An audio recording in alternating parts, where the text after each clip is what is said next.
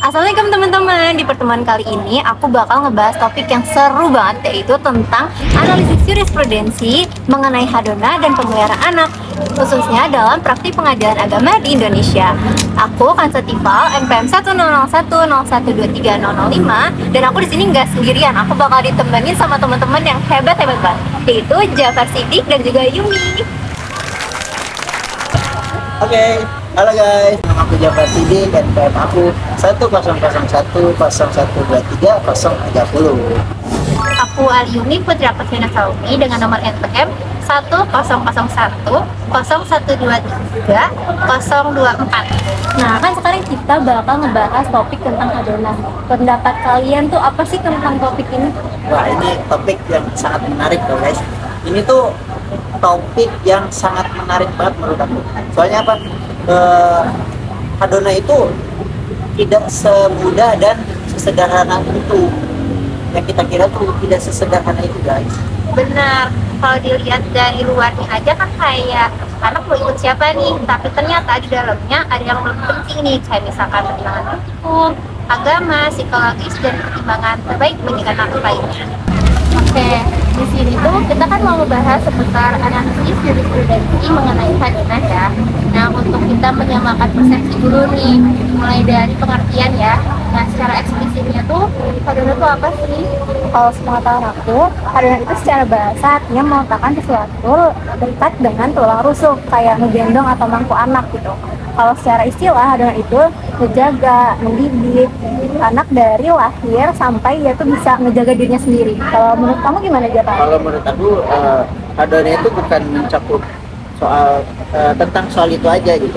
Kayak seperti mental anak, pendidikan anak, membentuk karakter anak supaya si anak tersebut tuh tidak bergong atau intinya baik dalam secara Islami gitu.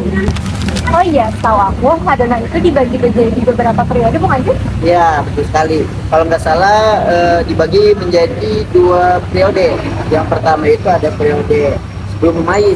Jadi sejak usia, kalau nggak salah itu usia 7 sampai 8 tahunan itu di fase ini tuh si anak belum bisa tuh menentukan kayak mana yang bermanfaat dan mana yang berbahaya gitu. Nah iya, makanya tuh di dalam kondisi yang normalnya biasanya tuh ibu lebih berhak ngasuh anak karena biasanya itu dianggap paling besar atau sayang dan perhatiannya lebih intens. Betul. Nah, dan ada nih satu lagi periode yang terakhir, ada periode mumayyiz. Jadi di fase ini tuh umur dari umur 7 tahunan sampai menjelang balik itu anak baru tuh bisa menentukan mau ikut siapa nih gitu dia, atau mau ikut ibunya atau mau ikut ayahnya gitu. Iya, biasanya pilihan anak juga jadi pertimbangan bersama hakim, nggak benar-benar mutlak gitu. Nah, dari obrolan kita tadi tuh sebenarnya ada nggak sih kayak spesifikasi orang itu layak atau enggak buat ngambil hak asuh anak? Karena hadonah itu sebuah tanggung jawab yang besar banget ya. Jadi spesifikasi orang yang berhak buat hak asuh anak itu ada syarat-syaratnya. Yang pertama itu harus amanah, balik, berakal, terus punya kemauan untuk ngasuh anak dan kemampuan buat ngasuh anak. Dan juga yang paling penting itu harus beragama Islam. Nah, ini yang dan ini juga sangat penting nih, bahwa salah satu syaratnya tuh orang tua tuh harus memiliki kayak akhlak yang baik nih. Kalau misalkan orang tua yang tidak memiliki akhlak yang baik gitu, yang ditakutkan tuh si anak akan mengikuti akhlak orang tua ini nih. Dan juga susah juga buat hakim menentukan hak asuh anak ini. Oke guys, aku mau nanya nih, dari sisi hukum hadona itu diatur di mana aja sih guys? Sebenarnya kalau misalkan ngomongin seputar hukum, landasan hukumnya cukup banyak ya. Kayak misalnya nih, contohnya ada di Undang-Undang Nomor 1 Tahun 1974 itu yang mengatur tentang perkawinan. Ada juga tuh undang-undang baru, itu tuh ada di Nomor 16 Tahun 2019. Terus ada juga di Undang-Undang Nomor 35 Tahun 2014 yang menekankan bahwa anak itu harus dilindungi hak haknya. bener banget tuh. Nah, itu juga ada tuh di kompilasi hukum Islam. Itu tuh ada spesifiknya ada di pasal nomor 105 sama 156. Nah, itu juga ada tuh di jurisprudensi Mahkamah Agung. Itu juga ada surat edarannya skema. Oh, ternyata banyak juga ya. Nah, kan selama satu semester ini kita tuh mempelajari tentang perbandingan buku dari Bapak ya, buku jurisprudensi tahun 2000 sama praktik peradilan agama tahun 2001 sampai 2005. Nah, sekarang kita ngebahas jurisprudensi yang paling penting di materi ini. Yang pertama ada apa aja nih? Oke, mungkin yang pertama kita bakal ngebahas ini ya, kayak jurisprudensi yang MA nomor 210 garis miring A garis miring AG garis miring 1996. Nah, di MA ini tuh intinya kayak agama tuh jadi syarat mutlak dalam hak asuh anak gitu, atau hak anak itu. Nah, kalau misalnya ibunya itu terbukti murtad atau keluarga yang muslim, biasanya tuh di MA ini syarat adonannya itu otomatis gugur, kayak yang dibahas di buku ringkasan materi tahun 2000 yang Bapak kasih itu, yang kasusnya Emil Biono versus Dameniti Italiana. Itu kasusnya ada di PA Keding Tinggi 1996 tahunnya. Nah, faktanya itu adalah Ibu Demi ini tuh murtad dari Islam, dia masuk Protestan ya kalau nggak salah. Nah, anak ini masih kecil, perempuan. Nah, lahir dari pernikahan yang Islam. Nah, ayahnya itu menggugat hak asuh anak. Nah, putusan dari PH Keding Tinggi itu adalah hak asuh anak itu diberikan sepenuhnya kepada ayahnya dengan alasan ada 3 poin. Ya, itu seperti kata tadi, kayak ibunya itu keluar dari Islam. Nah, itu kan tidak memenuhi syarat ya, makanya langsung otomatis gugur dari ayahnya. Lalu yang kedua itu ibunya ini terbukti ada niat buat ngebaptis anaknya itu. Dan yang kedua itu ada perlindungan akidah anak itu jadi seperti. Nah, ini juga ada nih implikasinya. Jadi ada di ketentuan umum pasal 105 kompilasi hukum Islam, bisa dikesampingkan dalam kasus tertentu demi melindungi identitas keagamaan si anak tersebut nih. Ya, benar-benar. Nah, itu juga ada tuh di jurisprudensi yang nomor 906 garis miring A garis miring garis miring 1973. Nah, itu juga sama tuh, kayak menegaskan bahwa kepentingan terbaik anak itu harus jadi patokan utama. Nah, dan biaya hidup, pendidikan dan lain sebagainya itu diatur apa ya, kayak diatur bahwa bukan kewajiban sebelah pihak, tapi kewajiban dari kedua orang tua. Nah, kemudian juga ada di jurisprudensi Mahkamah Agung nomor 110 garis miring AG garis miring 1992 yang menyatakan bahwa perkara hadona tidak berlaku asas nebis in idem, yang artinya bisa diajukan kembali jika ada perubahan kondisi gitu. Iya sih, soalnya kan banget ya kondisi anak tuh kayak dinamis gitu, jadi bisa berubah seiring berjalannya waktu. Oh gitu. Ya, tapi ada juga nih ada putusan MA nomor 17 PK garis miring AG garis miring 2022 yang menekankan prinsip best interest of the child. Kalau ada anak sudah diasuh dengan baik oleh ibunya dan tumbuh kembangnya bagus, maka adonan tersebut tetap bisa gitu diberikan kepada ibunya. Oh, jadi gini sih maksudnya, kayak kalau kondisi anak di lapangan tuh jadi lebih penting gitu daripada surat aturan formal. Nah, iya. Makanya ada juga di jurisprudensi Mahkamah Agung nomor 280 garis miring K garis miring AG tahun 2004, yang hakim itu bahkan bisa menetapkan nafkah si anak secara ex officio meskipun nggak diminta di dalam gugatannya. Ya. Nah, kalau peran sama sendiri itu gimana sih, guys? Pertanyaan ya, misalnya nih SEMA nomor 1 tahun 2017 ini kan mewajibkan adanya akses kunjungan ya. Jadi orang tua itu tidak memegang hak tetap tapi juga dikasih kesempatan untuk ketemu anak. Contohnya itu kayak apa ya? Misalnya ibunya itu dapat hak asuh anak. Nah, nggak cuma mereka belum bersama ibu, tapi ayahnya juga masih punya hak untuk ketemu anaknya sesuai kesepakatan yang mereka buat. Ya betul. Jadi kalau akses itu dihalangi, dan itu juga bisa jadi alasan untuk menggugat pencabutan adonan tersebut. Terus di SEMA nomor 3 tahun 2015 juga yang disempurnakan SEMA nomor 5 tahun 2021 yang menegaskan bahwa hak adonan harus diminta secara eksplisit itu dalam gugatan. Hakim tidak boleh menetapkan sendiri.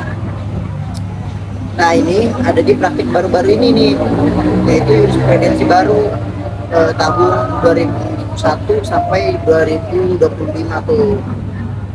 Jadi beda sama yang diringkas materi buku tahun 2000-an yang mana hakim itu masih bisa putusin secara ex officio gitu atau secara sendiri. Ya, gitu. Oh ya guys, kalau di KH itu gimana sih pengaturannya? Nah, kalau di pasal 105 KHI itu mengatur kalau anak yang belum memayus itu berada di tangan ibunya. Jadi hadonnya itu jatuh ke ibunya. Dan kalau udah memayus itu anak itu bisa milih mau ke ibu atau ke ayah. Karena kan udah bisa mikir sendiri ya, udah bisa merasakan. Tapi kalau dia jatuhnya ke ibu atau pas dia milihnya itu ke ibu, yang menafkahi itu tetap ayahnya. Tuh, kalau di KHI pasal 105. Iya benar tuh, tapi tetap ada pengecualiannya. Jadi ya kalau melaporkan harus tidak mempunyai kesalahan sama nggak masih akses buat dia. Terus ada juga di pasal 156 KI itu tuh ngatur urutan pengganti kalau misalnya ibunya tuh nggak ada atau ibunya udah meninggal. Itu tuh bisa dari garis keturunan ibu atau ayah atau kerabat garis ayah. Itu. Dari tadi kan kita udah ngebahas ya seputar kekerasan, aturan, sampai landasan hukumnya. Nah, tapi di praktik peredaran agama sendiri tuh gimana sih gitu penerapannya? Aku ada contohnya nih. Contohnya itu ada di Pengadilan Agama Jambi yang memperbolehkan putusan hadona itu dilaksanakan terlebih dahulu, kalaupun belum inkrah atau belum ditetapkan putusannya gitu, demi kepentingan mendesak anak. Nah, ya benar. Dan aku juga ada nih salah satu contoh ada di PA Padang, ya di PA Padang. Jadi di mana hak hadona itu ditetapkan pada si sang ayah dengan alasan yang pertama itu si ibu sudah menikah lagi dengan laki lain, yang kedua dan si anak itu jauh sama si ibu. Yang dimaksud jauh itu bukan berarti jarak, jadi si ibu sama si anak itu kurang pendekatan atau kurang dekat, jadi si anak ini lebih dekat sama si sang ayah. Nah, jadi pengadilan agama itu mengatakan bahwa hak adonah ditetapkan pada si sang ayah. Ya. Ya, aku juga ada contoh satu lagi di Pengadilan Agama di Medan. Itu tuh hakim tuh menetapkan nafkah anak itu secara konkret. Jadi bahkan dengan kenaikan berkala sampai anaknya itu dewasa atau mandiri. Gitu.